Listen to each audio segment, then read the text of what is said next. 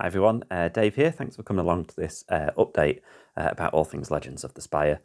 I suppose, like all good things, eventually they must come to an end. And after a bit of thinking over the last few weeks and months, I've decided that this is the time in which I'm going to stop doing all of the Legends of the Spire stuff, really.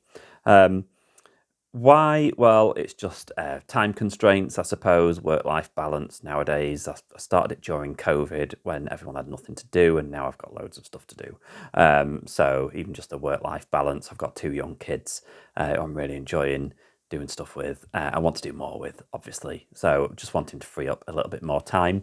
Also, now that I've got to the amount of interviews I've done, it gets harder to find footballers that want to come on and share their stories. I never really wanted it to be something where I felt like I was forcing people to come on and have a chat with me. And now I'm on 80 something footballers and managers that I've had on. I'm just finding it a little bit harder to get people to come on. I think part of that as well is just the pace of life as well for everyone.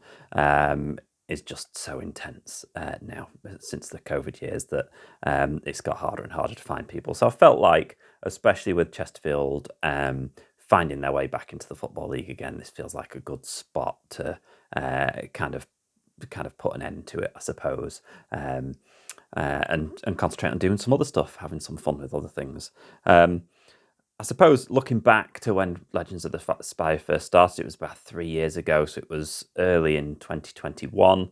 I'd been thinking about it a few months previous before I actually started doing it, but I just kind of didn't pluck up the guts to do it and didn't really know where to start. I've never had a career in football or journalism or anything like that, so really didn't know where to start.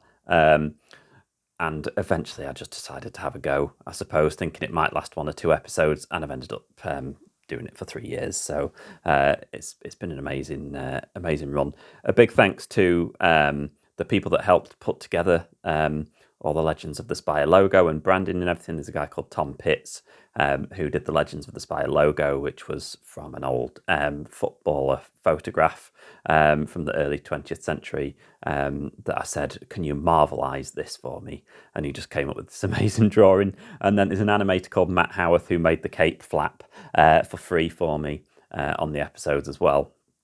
Which he did for free. And then there's amazing musician Tim Protty Jones, who during the COVID time did a heavy metal version of the Matt Lucas Baked Potato song. And I contacted him off the back of that and said, would you ever consider making a football jingle? And he did that for me for a small donation to Macmillan, and came up with this amazing heavy metal logo, which I am still not bored of today. So big thanks to them for helping me set it up in the first place. And then obviously huge thanks to Jamie Hewitt, who was the first guest to say yes and come on. I literally just sent him a message on Twitter and he said yes, and then we had a big long chat. And from there, people like Dwayne Mattis and then Steve Ogrizovic and loads of others, David Reeves and Tom Curtis and loads of others, all just started saying yes. And it just became this thing that I was doing every week. And I was always either recording one or editing one or releasing one and everything like that. And it just kind of started to snowball. Big thanks to everyone who obviously watched any of those early episodes, as it was just people watching and sending nice comments that made me then have the kind of enthusiasm and able to push down my imposter syndrome to be able to do another one, and another one, and another one. And I think in the end we managed to put together a really good body of work. And I say we because there was loads of fans that kind of lived next door to footballers or played five-a-side with footballers or just kind of knew people that put me in touch. Also, a few people like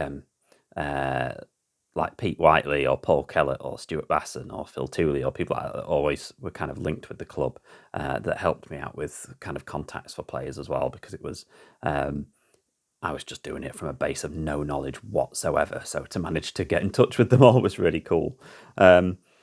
Thinking about some of the guests then, obviously we've had loads and loads and loads and loads and loads. Some of them didn't really make many appearances for Chesterfield at all, but they were, a lot of the time, were the ones that I really enjoyed recording most. There's people like Chris Tingey or Jack Broadhead or Regan Hutchinson. They told amazing stories about being kind of local lads and being part of the first team squad and kind of all those bits of learning that they had coming from being young kids right through to kind of making the grade of being a professional footballer. But then what they had to do in terms of then moving on to different careers or adapting or working their way through disappointment or things like that. I found that I learned a lot from those podcasts. So I really enjoyed doing them. And then we had the people, the proper legends of the club who have played hundreds and hundreds and hundreds of games. People like Tommy Lee, Drew Talbot, Jamie Hewitt, obviously, and Lee Rogers. Lee Rogers, one of the most amazing kind of quotes moments I had from a podcast was Lee Rogers when he was talking about the Chesterfield-Mansfield derby and how he remembered his dad growing up, kind of working down the pit and being part of that, and got really quite emotional talking about the Mansfield derby. It was things like that when that happened where I thought, wow, actually, I'm actually personally getting quite a lot from doing this, because you're learning more about people's lives and it becomes less of a football podcast and more of just about a life story podcast, really. There's then all the cult heroes, Andy Morris, who was brilliant, David Reeves, who just had me howling with laughter during my chat with him, Calvin Plummer, who I was trying to find for ages and ages and ages, and then had a really good chat with Calvin Plummer. Phil Bonnyman, people like that, just to kind of talk to them all. Was Brian Ferguson was so funny as well. So all of those kind of cult heroes really loved. And then I suppose there's the other strand of like the veterans that I spoke to. The main one really being Bennett Steele, who played for Chesterfield in the 1950s.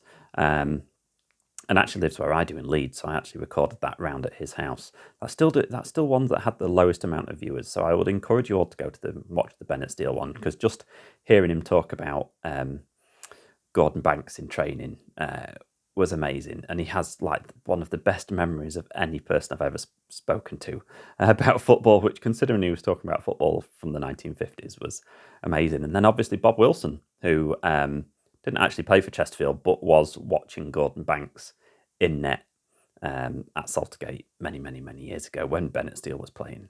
To be able to have a chat with Bob Wilson was just bonkers. And then obviously managers.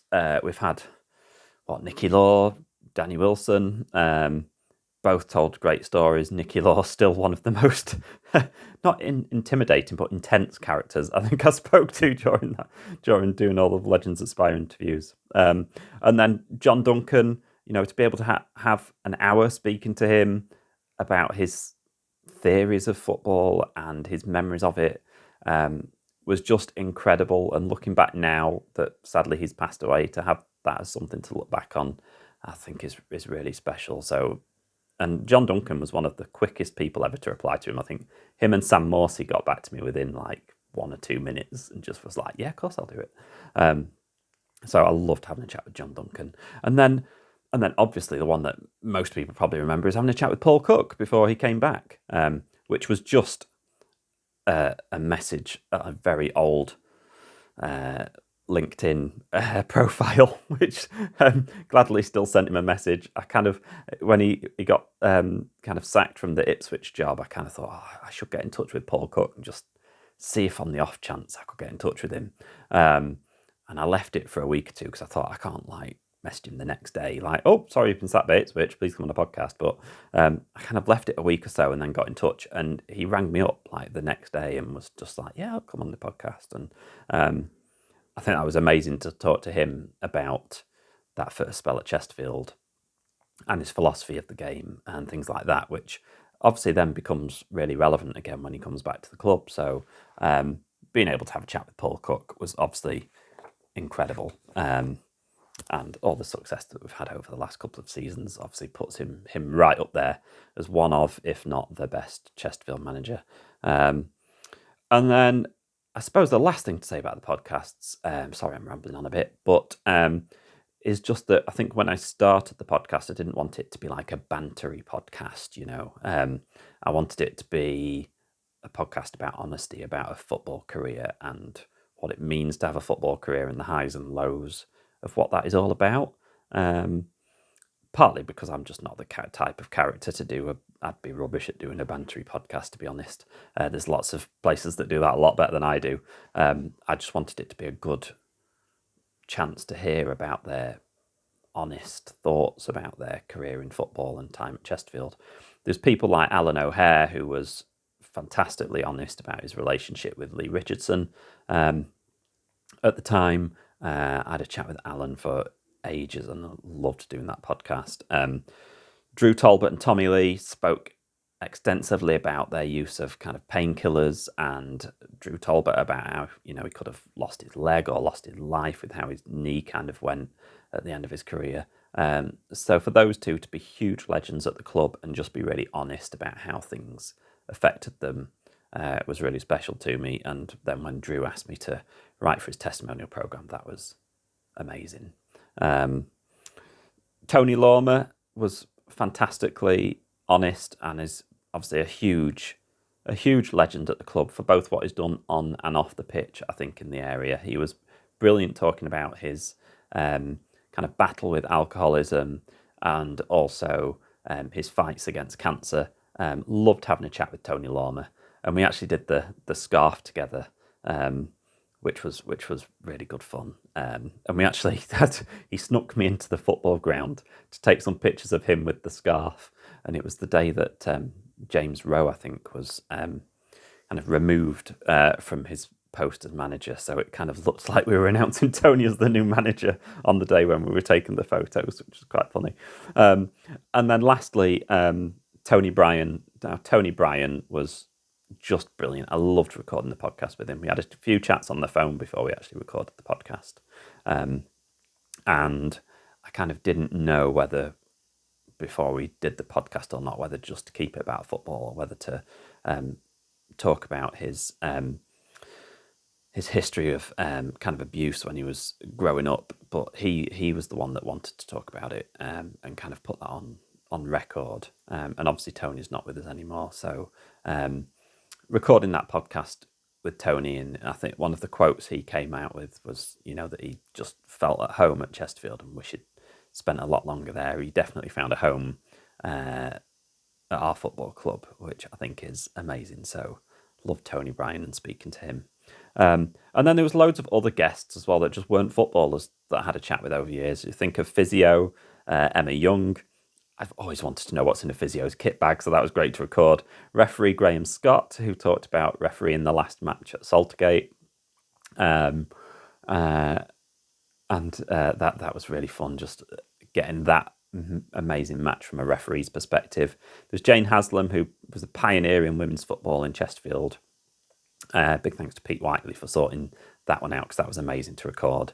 And then obviously commentator Adam Summerton, who very much was the voice of our last 6 seasons in the National League. He is a huge advocate for the National League and non-league football, which alongside him doing Champions League matches and things like that, I think is absolutely brilliant and has had a huge effect on raising the profile of the game. So big shout out to Adam. And then finally, the fans that have all came on and talked on the podcast, whether it be like Vladimir when we spoke from Ukraine, or the other podcasts, other Chesterfield podcasts that have been on, or other fans of other clubs that have been on. We did a great podcast with a panel of female Chesterfield fans about what it was like to be a woman watching football in the modern day game. And, I learned so much from the other fans as well and made quite a few friends along the way, which was really nice. So recorded a whole bunch of podcasts, which I hope you've all got something from and enjoyed. And there's probably some that you can go back to and some that you might have never watched. They'll all stay there on YouTube and on podcast platforms. So please do dip into them whenever you want to. Predictably, my gimbal just ran out of power, so I had to recharge it. It's just typical when you're doing the Goodbye to Legends of the Spire video, but there you go. Alongside all of the amazing interviews that I've done over the last 3 years, I then also started doing little bits of silly things alongside it, really. The first thing I did, I think, was the Jamie Hewitt. One of the first things I did was the Jamie Hewitt print of the FA Cup semi-final, which he signed loads of them. Still a few of those left. They were really good fun to do. I went around to his house and he signed them all, which was great fun. Tony Lormer, who did the scarf with that I mentioned earlier. I loved that shirt from the 94-95 season, so to get him involved in that was really great. I worked with Graphic Bomb quite a few times. They did a lot of illustrations for the fanzine, which started off as Linda's Sandwich Shop, but then morphed into Legends of the Spire. That'll probably come to an end as well, because I think I just need a bit of a clean break from everything. But thanks to everyone that's bought a copy of that. Really enjoyed doing a fanzine because it kind of harked back to my university of days when I did a fine art degree. Also did things like the Rammstein inspired jingle that they actually played at a Chesterfield match at one point, which was really nice, and loads of other things as well. They've been really fun, creative endeavours to do alongside the podcast, so a big thanks to everyone that ever bought anything. I really appreciate it. We kind of sign off really with Legends of the Spire with two projects. One of them is the National League Years book, which me and Michael South have worked collaboratively on. I think it was about 6 months ago we first started talking about it. It's been a huge thing to put together. Michael's gone through hundreds, thousands of photos to pick his favourites. I've been through loads of my interviews to pick out some quotes, and that's all been put together into an A5 hardback book. It's 300 pages, all full colour. There's loads and loads and loads of photographs. We've put squad lists in there. We've put score lines and attendances. It tells the whole story of COVID years. All the changes of managers and ownership and stuff like that. So it is all just photos and quotes, but it really tells a wonderful story. So I think part of the reason I'm ending Legends of the Spire is because leaving the National League and then doing this book, which has taken ages to edit together, feels like a really good point to sign off on. So that book will be out shortly. We've done a first edition run of 204 copies, because that's the amount of points and league goals we got last year. We've sold just over 150, so if you do want one of those, get on it quick.